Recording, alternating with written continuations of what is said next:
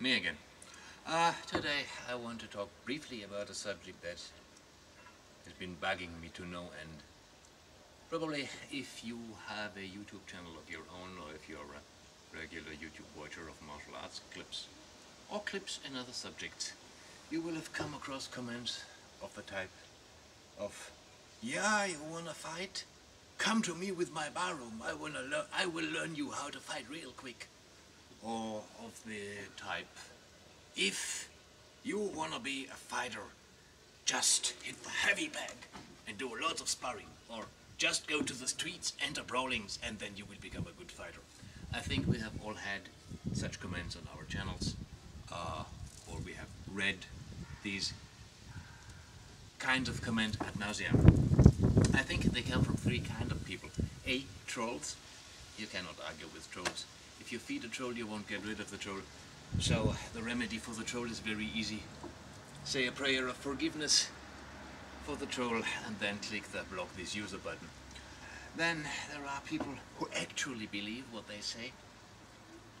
If they are true believers, you cannot argue with them as well. And then there may be people who might think this to be true because they just don't know any better, but who might listen to good reasons. And what can be said about this? Normally, you find these comments if you see somebody practicing like this.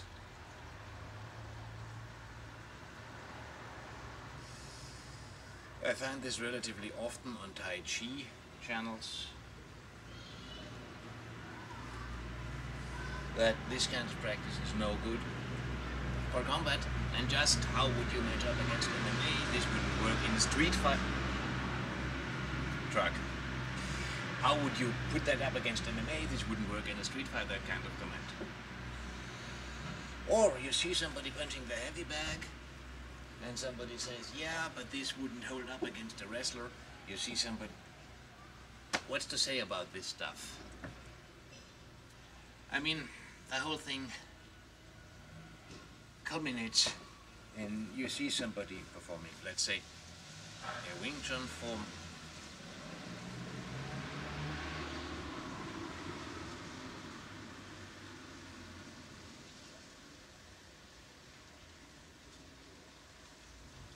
And so forth. And people say, nobody fights that way. What's to be said about that? It's true, nobody fights that way. Standing like this, performing movements. If I just fight like this, the other guy would have just go sideways and bat me in the head. So it's true, nobody fights that way. On the other hand, have you ever seen somebody fight like this? Swinging a 48-pound kettlebell? Like this? I have never ever seen anybody fight like this as well. Still, nobody would deny that this is a good exercise to prepare you for fighting. Likewise, if you do a deep traditional horse stance, the type where you test the quality of your stance with something that lies on your thighs to see that it doesn't roll away, people will have a tendency to say, "Yes, but my MMA is going to take you down and then I'm going to choke you out and your horse stance isn't going to do you any good." That's actually true.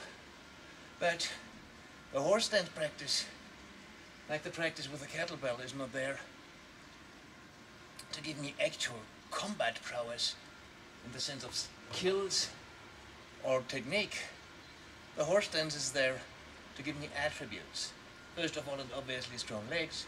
Then, of course, the attribute of strong roots, a strong bridge starting from my feet, going through my whole body, connecting the body, making the bridge arms effective. Because if the pillar is weak, then no matter how strong my arms are, I will still collapse. So, I think this shows there are exercises, there are exercises that are good for your combat abilities that are not directly related to combat. Because if it were true that only fighting makes you good, then the people who constantly enter street brawls should be the best fighters in the world, right? They aren't. I know this was a rant. But it's been bugging on me, so this is maybe not so well thought out as my other clips. But the point I want to get across is, don't be fooled by appearances. Sometimes there are exercises that give you a tremendous amount of fighting prowess that have no obvious connection to fighting. Be that the rather soft appearing pole standing exercises in Tai Chi, or be that very soft push hand exercises. Yeah, of course nobody fights like that. Like I said, these give you skill sets or attributes. And again, boxers will tell you that the longer they are boxing, the less they do sparring and the more they do shadow boxing. Any experienced boxing coach will tell you that a good boxer needs to do a great amount of shadow boxing. Now, have you ever seen somebody fight like this? Fighting his own shadow? No. You fight people. Still, the boxer who does more shadow boxing usually has the edge over the boxer who only does sparring. So be very careful when you judge an exercise just by the looks of it. Maybe the exercise does not have to do anything with fighting and still makes you a better fighter. Like I said, if you do something like this,